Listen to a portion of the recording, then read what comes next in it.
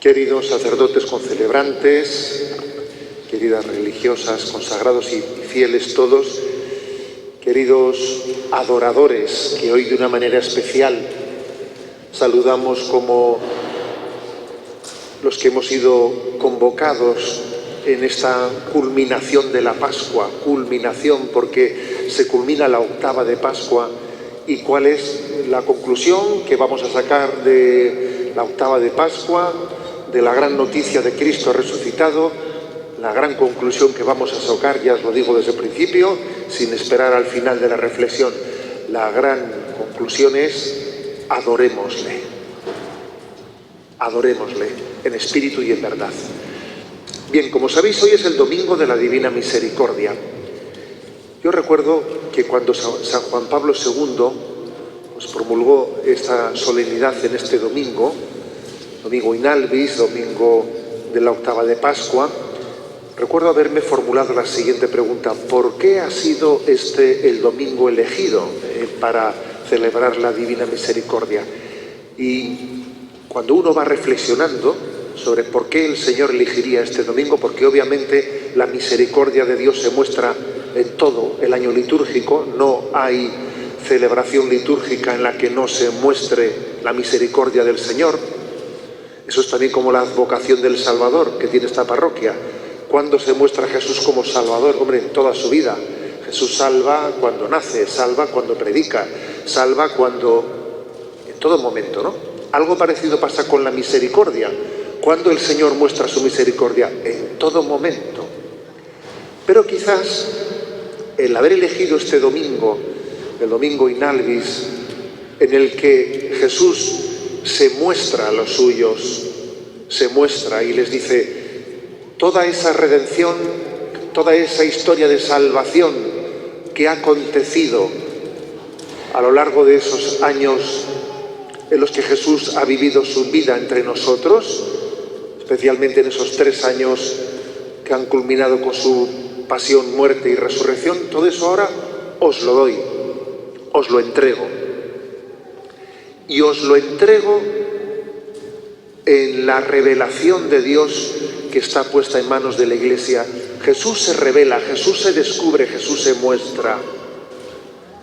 Jesús se nos da en los sacramentos. La Pascua es como la redención de Cristo entregada en los sacramentos, entregada en la revelación, en la palabra de Dios. Es Dios que se comunica, Dios que te dice: mira, yo ya no voy a tener secretos contigo. Lo íntimo de Dios ha sido revelado en Jesucristo y por eso Él se deja tocar, palpar. Venid a mí y daros cuenta, ¿no?, de que yo estoy con vosotros todos los días hasta el fin del mundo. El domingo pues de la Divina Misericordia ha sido un domingo, es el domingo de la revelación, de la donación, del don de la redención a través de los sacramentos,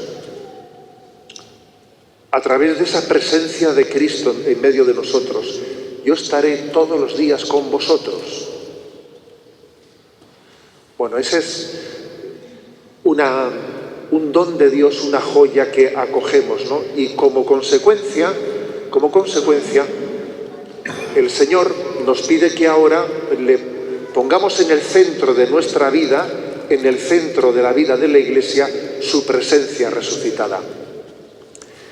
Sabéis que también este domingo se llama Domingo in Albis porque los que habían sido bautizados en la vigilia pascual se habían vestido de túnicas blancas y esa túnica blanca la habían llevado estos 8 días y a este día culmina esos 8 días en los que han vestido de blanco.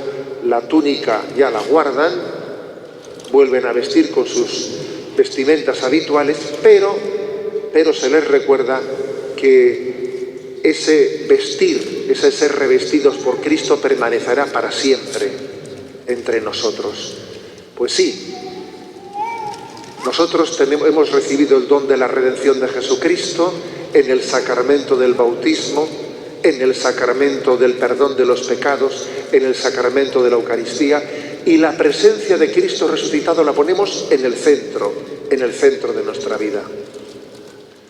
Fijaros que la Iglesia Y Jesús nos prometió: yo os enviaré el Espíritu Santo, Él os irá haciendo caer en cuenta de todo lo que os he dicho. Pues bien, Jesús envió su Espíritu Santo y con el paso del tiempo la Iglesia cada vez más ha ido percatándose, cayendo en cuenta del don de la revelación. Y la Iglesia desde el primer siglo creyó en la presencia de Cristo en la Eucaristía, pero es verdad que fue extrayendo las consecuencias de lo que eso supone, de que esto es mi cuerpo, esta es mi sangre, fue extrayendo poco a poco las consecuencias de ello. En un primer momento la Iglesia primitiva celebraba la Eucaristía y no reservaba en el sagrario para la adoración al Señor, sino que quizás le reservaba para poder enviar a los enfermos en sus hogares la Eucaristía. Pero poco a poco cayó en cuenta, bueno, si aquí está el Señor, mientras que le llevemos a las casas, guardémosle en un sitio digno, en un sitio en el que le adoramos, guardamos su presencia. Y fuimos cayendo en cuenta de lo que supone la reserva eucarística. Y llegó un día en que la Iglesia hizo una procesión eucarística. Y llegó un día también en el que la Iglesia dijo: ¿y por qué no le adoramos permanentemente? ¿No es lo lógico que si Jesús está presente entre nosotros sea permanentemente adorado? A mí me ayudó mucho una anécdota que contó un misionero en Radio María. Contó una anécdota en la que decía él que a él le había impactado en su vida espiritual. Es la anécdota de que él estaba pues, en una aldea lejana, allí en la sabana africana, y estaba con los niños de catequesis explicándoles lo que es la Eucaristía, lo que es la presencia de Cristo entre nosotros, ¿no? Y él les estaba diciendo cómo Jesús está realmente presente. Él está presente en cuerpo, alma y divinidad. El creador del mundo, el redentor de nuestra vida, aquel con el que viviremos eternamente en el cielo, está aquí y te llama y te invita, ¿no? Y contaba él que según narraba esto y les decía cómo esa vela encendida estaba recordando la presencia del resucitado, dice que había detrás, en la última fila, un niño que escuchaba con ojos como platos, pero que levantaba la mano y levantaba la mano, ¿no? Y cuando terminó su explicación, el sacerdote le preguntó al niño: ¿qué querías tú preguntar, no? Y el niño, pues en su inocencia, pero en su lógica contundente, le preguntó a este misionero: oye, ¿y por la noche tú qué haces? ¿Te vas a la cama y le dejas aquí a Jesús solo?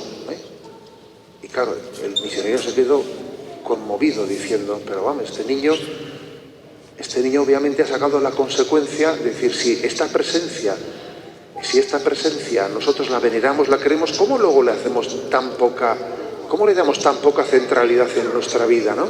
¿Cómo tenemos ahí a Jesús presente y nosotros, bueno, pues, no sé, nos distraemos, ¿no? En un sillón viendo no sé qué series televisivas.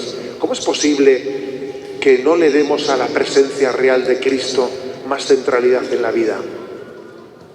Contaba, ¿no?, aquel misionero que aquel niño, dice, para mí fue la voz de Dios que me llamó a redescubrir la presencia de Cristo y a saber disfrutarla y a saber ponerla en el centro de la vida, a tener una vida eucarística, ¿no?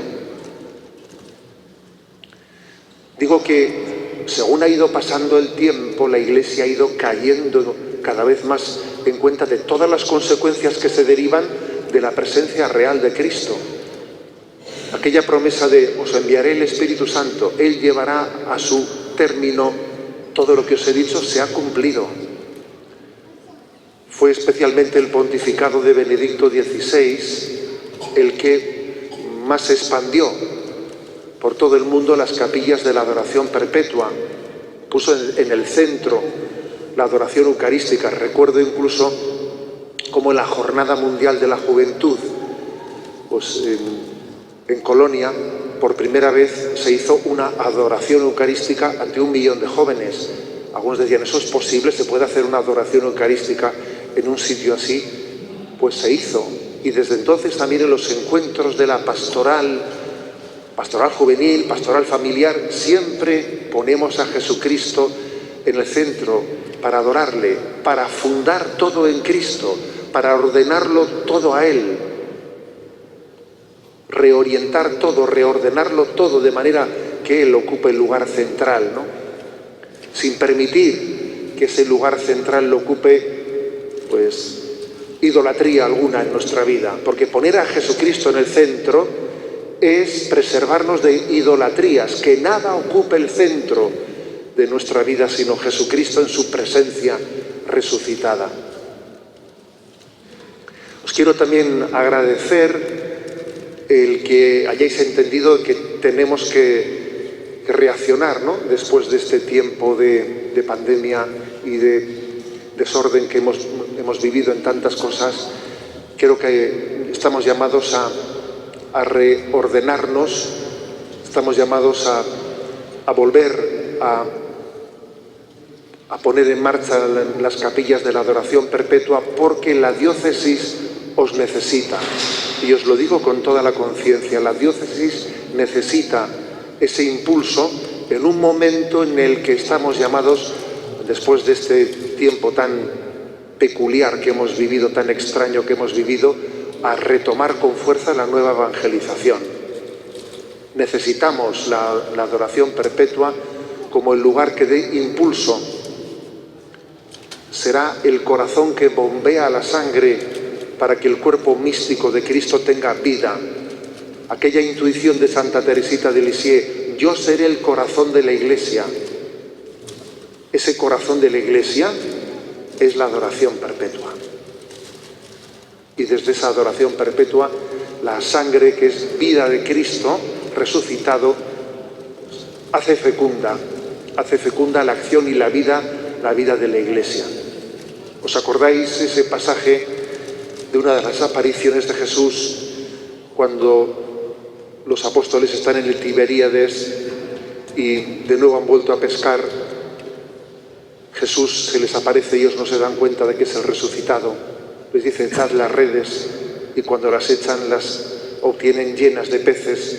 Y entonces los apóstoles, al ver las redes repletas, miran a ese hombre que les ha dicho echad las redes y dicen: es el Señor, es Jesús. Cada vez que Dios nos permite tener fruto en la pastoral, tener conversiones y vocaciones,